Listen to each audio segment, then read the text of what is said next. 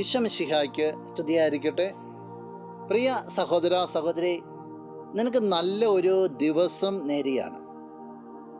ഈ ഈശോയുടെ ശക്തി നിന്റെ ജീവിതത്തിൻ്റെ എല്ലാ മേഖലകളിലേക്കും കടന്നു വരട്ടെ എന്ന് പ്രാർത്ഥിക്കുകയാണ്.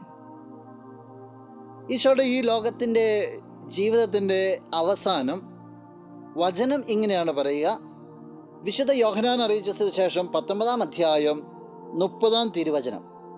യേശു വിനാഗിരി സ്വീകരിച്ചിട്ട് പറഞ്ഞു, എല്ലാം പൂർത്തിയായിരിക്കുന്നു.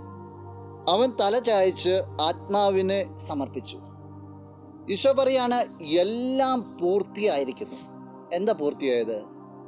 പിതാവ് പുത്രനെ എന്തൊക്കെ ദൗത്യം ഏൽപ്പിച്ചോ വളരെ ചാരിതാർത്ഥ്യത്തോടു കൂടിയ പുത്രൻ പറയുക, എല്ലാം പിതാവേ, എല്ലാം പൂർത്തിയായിരിക്കുന്നു.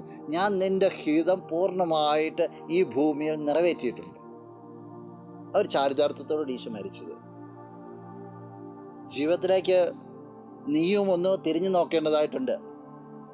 ദൈവം നൽകിയിട്ടുള്ള ദൗത്യങ്ങളെ, ദൈവം തരുന്ന തോന്നിപ്പുകളെ എപ്രകാരമാണ് നീ നിൻ്റെ ജീവിതത്തിൽ വിലമതിക്കുക? അതിന് വില കൊടുക്കുവാനും അത് നിറവേറ്റുവാനും നിനക്ക് സാധിക്കട്ടെ. നമുക്ക് പ്രാർത്ഥിക്കാം. കണ്ണുകളടച്ചെന്ന് കരങ്ങൾ കൂപ്പാം. നല്ലവനായ കർത്താവേ, നിന്നെ അങ്ങ് സ്തുതിക്കുന്നു, ആരാധിക്കുന്നു, മഹത്വപ്പെടുത്തുന്നു.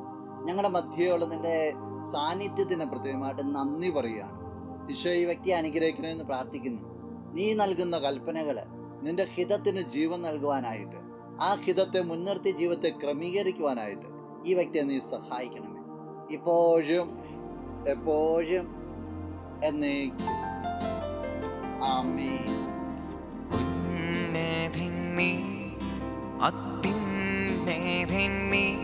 അങ്ങേ പോലൊരു ദൈവമില്ല.